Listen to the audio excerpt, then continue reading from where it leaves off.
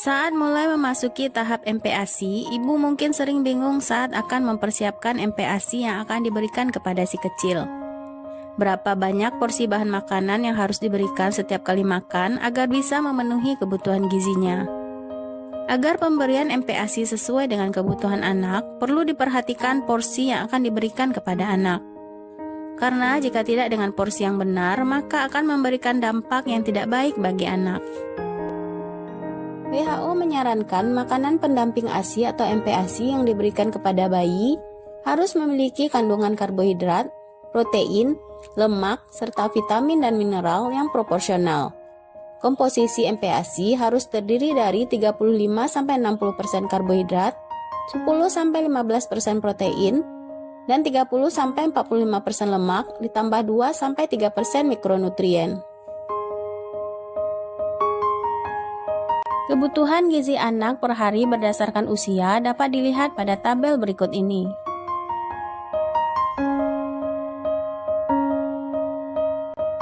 Untuk memenuhi kebutuhan nutrisi si kecil sesuai dengan anjuran WHO, Kementerian Kesehatan mengeluarkan panduan berupa isi piringku untuk usia 6-23 bulan.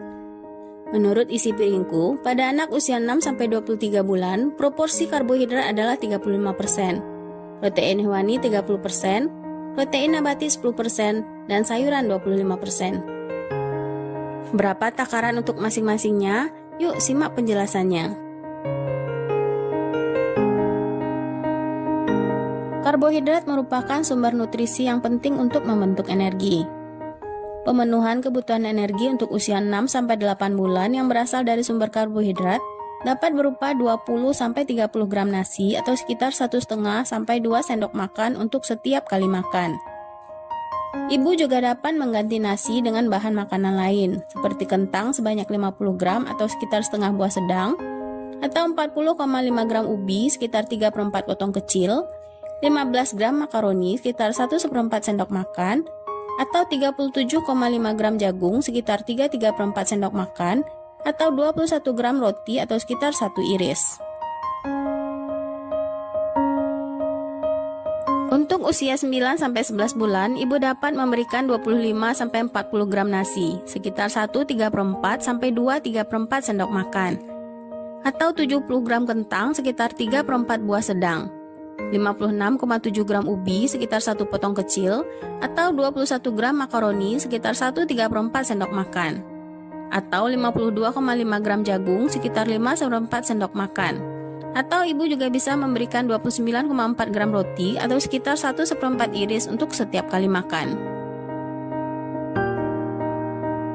Usia 12-23 bulan, porsi sumber karbohidrat yang bisa ibu berikan adalah 50-70 gram nasi atau sekitar 3,5-4/4 sendok makan, atau 75-130 gram kentang sekitar 3/4-1/4 buah sedang, atau 101,3 gram ubi sekitar 1 potong sedang, atau 37,5 gram makaroni sekitar 3 sendok makan, atau 94 gram jagung sekitar 9,5 sendok makan, atau 52,5 gram roti sekitar 2/4 iris untuk setiap kali makan.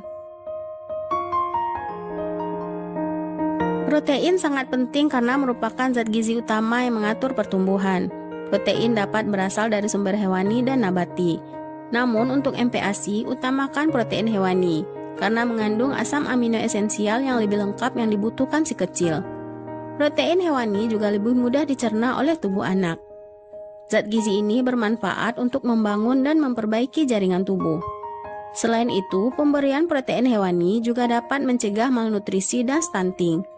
Asam amino yang tinggi pada protein hewani dapat meningkatkan penyerapan mineral seperti seng dan besi yang dapat mempengaruhi pertumbuhan.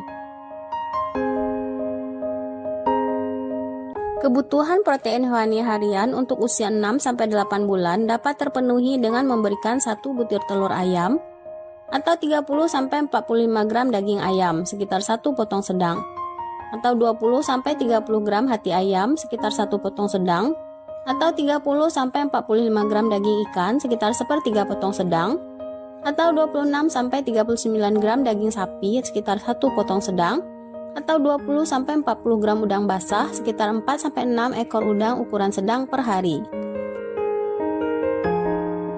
Pada usia 9-11 bulan, ibu dapat memberikan 1-1,5 butir telur, atau 45-60 gram daging ayam sekitar 1-1,5 potong sedang, atau 35-50 gram hati ayam sekitar 1-1,5 potong sedang, 45-60 gram daging ikan sekitar 3/4 potong sedang, atau 39-52,2 gram daging sapi sekitar 1-1,5 potong sedang, atau 37,5-55 gram udang basah sekitar 5-8 ekor udang ukuran sedang per hari.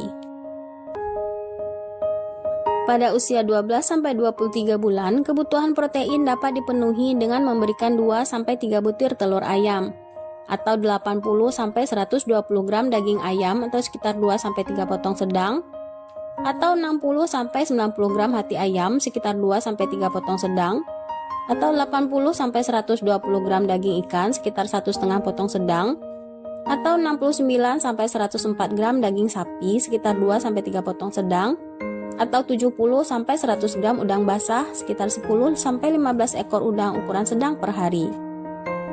Untuk menambah asupan protein, selain protein hewani, ibu juga dapat memberikan protein nabati seperti tahu, tempe, dan kacang-kacangan sebanyak 0,5-1 porsi sehari.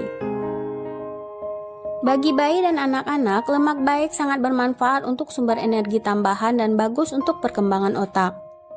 Untuk bayi usia 6-8 bulan, kebutuhan lemak dapat dipenuhi dengan menambahkan 2,5 ml atau setengah sendok teh minyak kelapa, atau minyak jagung, atau minyak zaitun, atau minyak kedelai, atau 20 gram santan per kali makan. Untuk usia 9-11 bulan dapat dipenuhi dengan menambahkan 5 ml atau 1 sendok teh minyak kelapa, atau minyak jagung, atau minyak kedelai, atau minyak zaitun, atau 30-40 gram santan per kali makan. Untuk usia 12-23 bulan dapat menambahkan 7,5 ml atau 1,5 sendok teh minyak kelapa, minyak jagung, minyak kedelai, minyak zaitun, atau 40-50 gram santan. MPASI belum lengkap tanpa kehadiran mikronutrien. Meskipun dibutuhkan dalam jumlah yang sedikit, namun mempunyai peran yang sangat penting bagi tubuh. Mikronutrien berupa vitamin dan mineral yang dapat diperoleh dari sayuran dan buah. Sayur dan buah punya beragam manfaat untuk bayi.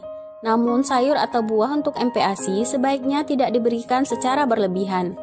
Penyerapan zat gizi pada bayi bisa terhambat apabila bayi mengkonsumsi terlalu banyak sayur dan buah karena mengandung banyak serat.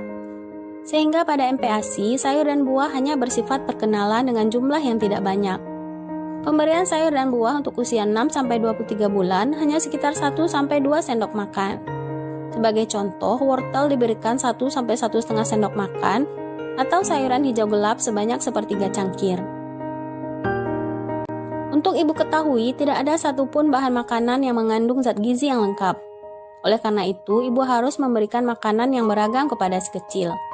Selain untuk memenuhi kebutuhan gizinya, pemberian makanan yang beragam dapat mengembangkan kemampuan si kecil untuk menerima bermacam-macam makanan dengan berbagai rasa dan bentuk, sehingga si kecil tidak menjadi pemilih makanan.